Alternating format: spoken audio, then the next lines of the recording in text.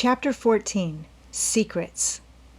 Joe was very busy in the garret, for the October days began to grow chilly, and the afternoons were short. For 2 or 3 hours the sun lay warmly in the high window, showing Joe seated on the old sofa writing busily, with her papers spread out upon a trunk before her, while Scrabble, the pet rat, promenaded the beams overhead, accompanied by his oldest son, a fine young fellow who was evidently very proud of his whiskers. Quite absorbed in her work, Jo scribbled away till the last page was filled, when she signed her name with a flourish and threw down her pen, exclaiming, "There, I've done my best. If this won't suit, I shall have to wait till I can do better." Lying back on the sofa, she read the manuscript carefully through, making dashes here and there and putting in many exclamation points, which looked like little balloons. Then she tied it up with a smart red ribbon and sat a minute looking at it with a sober, wistful expression, which plainly showed how earnest her work had been. Joe's desk up here was an old tin kitchen which hung against the wall. In it she kept her papers and a few books, safely shut away from Scrabble, who, being likewise of a literary turn, was fond of making a circulating library of such books as were left in his way by eating the leaves. From this tin receptacle Jo produced another manuscript, and putting both in her pocket, crept quietly downstairs, leaving her friends to nibble her pens and taste her ink. She put on her hat and jacket as noiselessly as possible, and going to the back entry window, got out upon the roof of a low porch, swung herself down to the grassy bank, and took a roundabout way to the road. Once there, she composed herself, hailed a passing omnibus, and rolled away to town, looking very merry and mysterious. If anyone had been watching her, he would have thought her movements decidedly peculiar, for on alighting, she went off at a great pace till she reached a certain number in a certain busy street. Having found the place with some difficulty, she went into the doorway, looked up the dirty stairs, and after standing stock still a minute, suddenly dived into the street and walked away as rapidly as she came. This maneuver she repeated several times, to the great amusement of a black-eyed young gentleman lounging in the window of a building opposite. On returning for the 3rd time, Jo gave herself a shake, pulled her hat over her eyes, and walked up the stairs, looking as if she were going to have all her teeth out.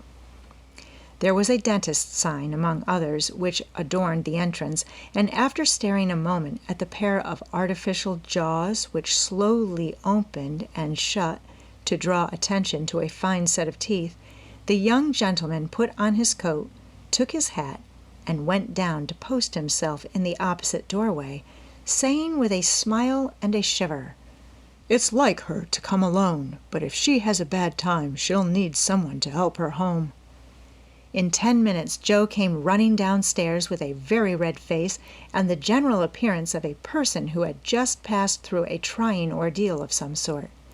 When she saw the young gentleman she looked anything but pleased, and passed him with a nod, but he followed, asking with an air of sympathy, "Did you have a bad time?"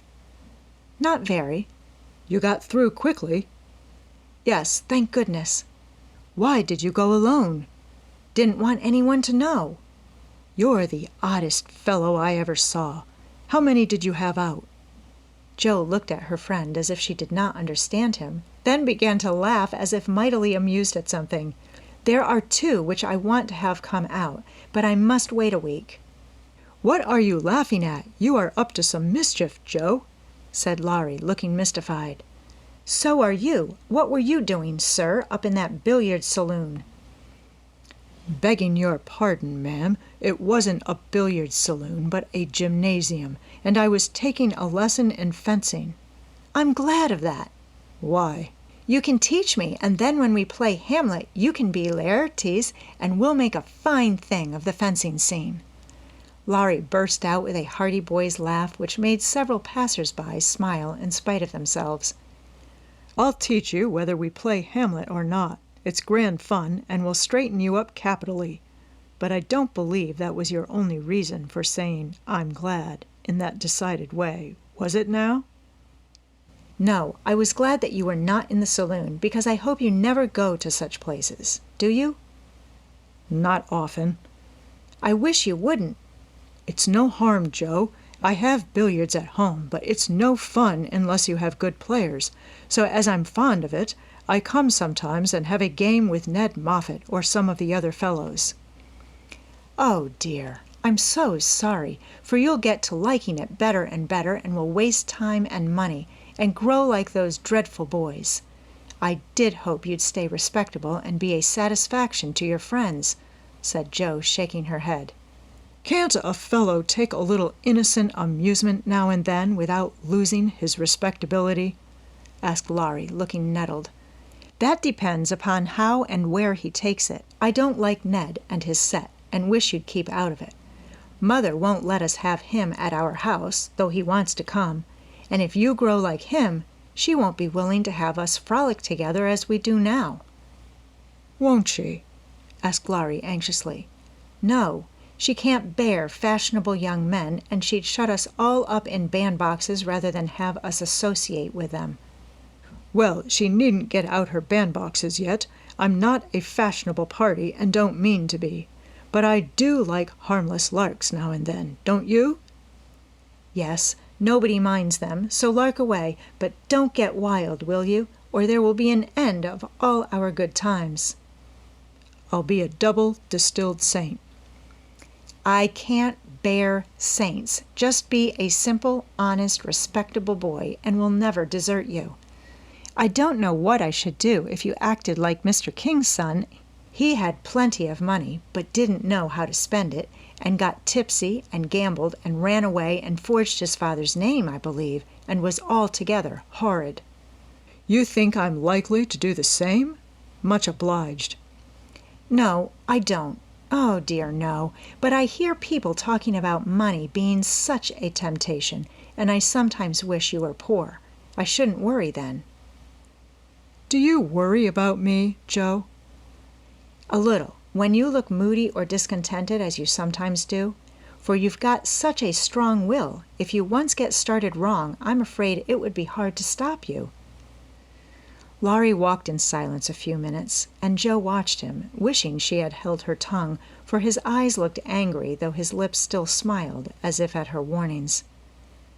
Are you going to deliver lectures all the way home? He asked presently. Of course not. Why? Because if you are, I'll take a bus. If you are not, I'd like to walk with you and tell you something very interesting. I won't preach any more, and I'd like to hear the news immensely. Very well, then. Come on. It's a secret, and if I tell you, you must tell me yours. I haven't got any, began Joe, but stopped suddenly, remembering that she had. You know you have. You can't hide anything, so up and fess, or I won't tell, cried Laurie. Is your secret a nice one? Oh, isn't it? All about people you know, and such fun. You ought to hear it, and I've been aching to tell it this long time. Come, you begin. You'll not say anything about it at home, will you? Not a word. And you won't tease me in private? I never tease. Yes, you do. You get everything you want out of people. I don't know how you do it, but you are a born wheedler. Thank you. Fire away. Well, I've left 2 stories with a newspaper man, and he's to give his answer next week, whispered Joe in her confidante's ear. Hurrah for Miss March, the celebrated American authoress, cried Laurie, throwing up his hat and catching it again, to the great delight of 2 ducks, 4 cats, 5 hens, and half a dozen Irish children, for they were out of the city now. Hush! It won't come to anything, I dare say, but I couldn't rest till I had tried, and I said nothing about it, because I didn't want anyone else to be disappointed. It won't fail. Why, Joe, your stories are works of Shakespeare, compared to half the rubbish that is published every day. Won't it be fun to see them in print, and shan't we feel proud of our authoress? Joe's eyes sparkled, for it is always pleasant to be believed in, and a friend's praise is always sweeter than a dozen newspaper puffs. Where's your secret? "Play fair, Teddy, or I'll never believe you again," she said, trying to extinguish the brilliant hopes that blazed up at a word of encouragement. I may get into a scrape for telling, but I didn't promise not to, so I will. For I never feel easy in my mind till I've told you any plummy bit of news I get. I know where Meg's glove is. "Is that all?" said Joe, looking disappointed, as Laurie nodded and twinkled with a face full of mysterious intelligence. It's quite enough for the present, as you'll agree when I tell you where it is. "Tell, then." Laurie bent and whispered 3 words in Joe's ear, which produced a comical change. She stood and stared at him for a minute, looking both surprised and displeased, then walked on, saying sharply, "How do you know?" Saw it. "Where?" Pocket. "All this time?" Yes. Isn't that romantic? "No, it's horrid." Don't you like it? "Of course I don't. It's ridiculous. It won't be allowed. My patience, what would Meg say?" You are not to tell anyone, mind that. "I didn't promise." That was understood, and I trusted you. "Well, I won't for the present, anyway, but I'm disgusted and wish you hadn't told me." I thought you'd be pleased. "At the idea of anybody coming to take Meg away? No, thank you." You'll feel better about it when somebody comes to take you away. "I'd like to see anyone try it," cried Joe fiercely. So should I. And Laurie chuckled at the idea. "I don't think secrets agree with me. I feel rumpled up in my mind since you told me that," said Joe, rather ungratefully.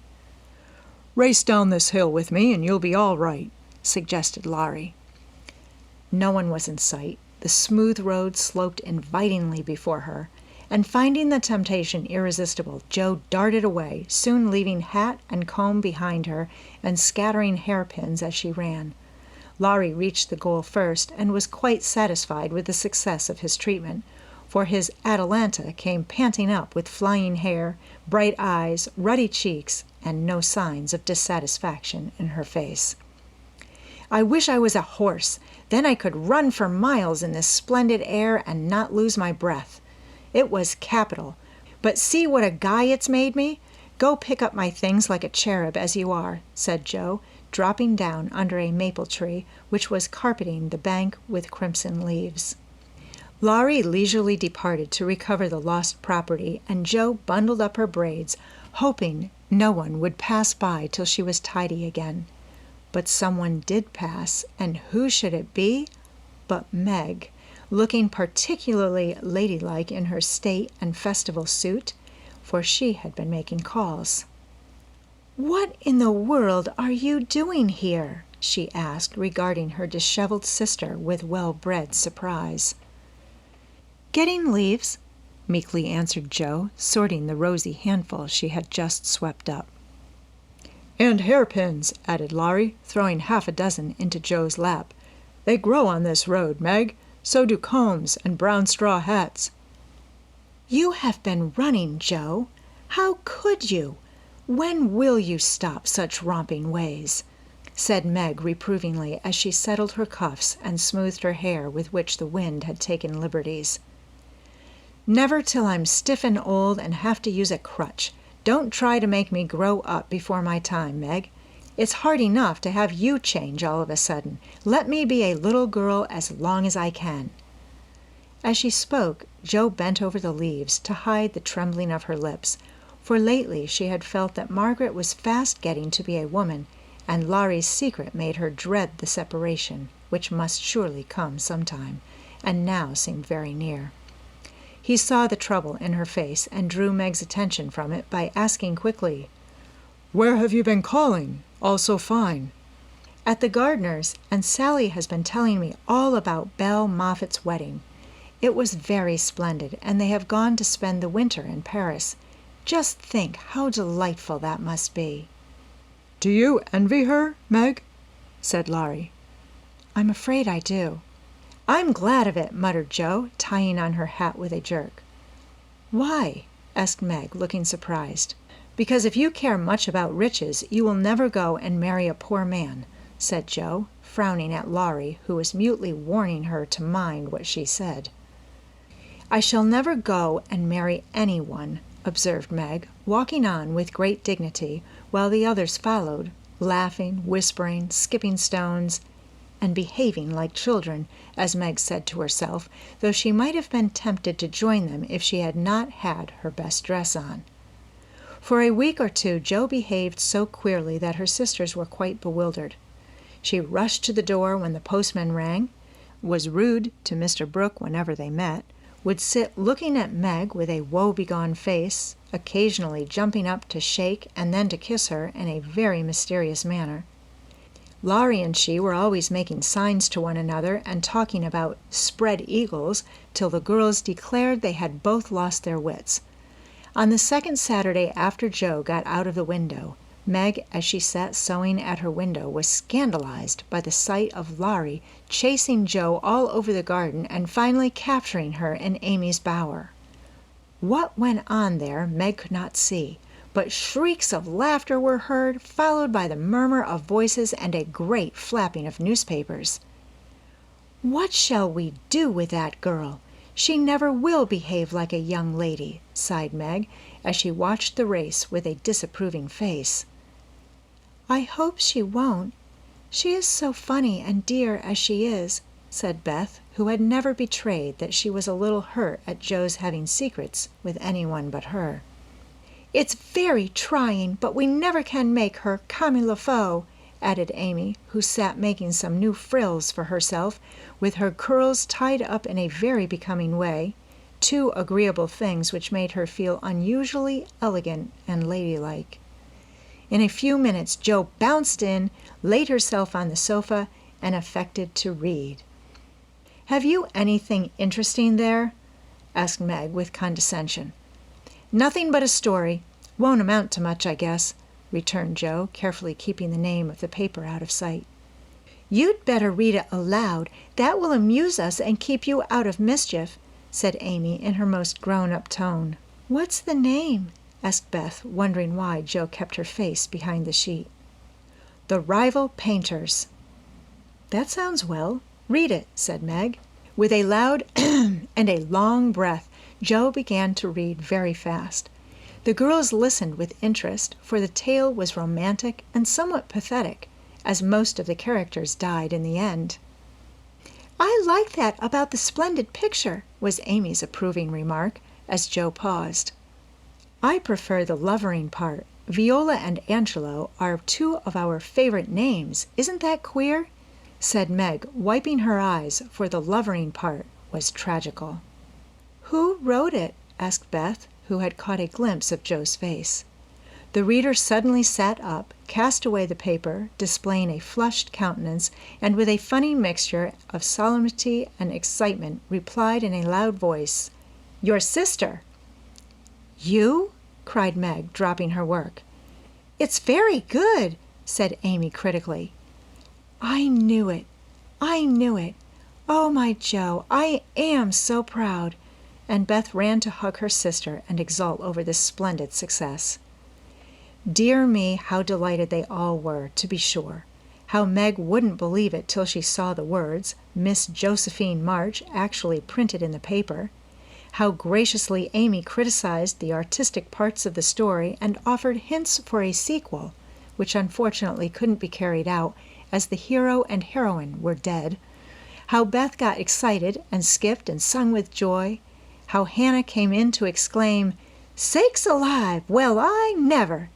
in great astonishment at "that Joe's doin's." How proud Mrs. March was when she knew it. How Joe laughed with tears in her eyes as she declared she might as well be a peacock and done with it, and how the spread eagle might be said to flap his wings triumphantly over the house of March as the paper passed from hand to hand. "Tell us all about it. When did it come? How much did you get for it? What will father say?" "Won't Laurie laugh?" cried the family all in one breath as they clustered about Joe, for these foolish, affectionate people made a jubilee of every little household joy. "Stop jabbering, girls, and I'll tell you everything," said Joe, wondering if Miss Burney felt any grander over her Evelina than she did over her rival painters. Having told how she disposed of her tales, Joe added, "And when I went to get my answer, the man said he liked them both, but didn't pay beginners, only let them print in his paper, and noticed the stories. It was good practice, he said, and when the beginners improved, anyone would pay. So I let him have the 2 stories, and today this was sent to me, and Laurie caught me with it and insisted on seeing it, so I let him. And he said it was good, and I shall write more, and he's going to get the next paid for, and I am so happy, for in time I may be able to support myself and help the girls." Joe's breath gave out here, and wrapping her head in the paper, she bedewed her little story with a few natural tears. For to be independent and earn the praise of those she loved were the dearest wishes of her heart, and this seemed to be the first step toward that happy end.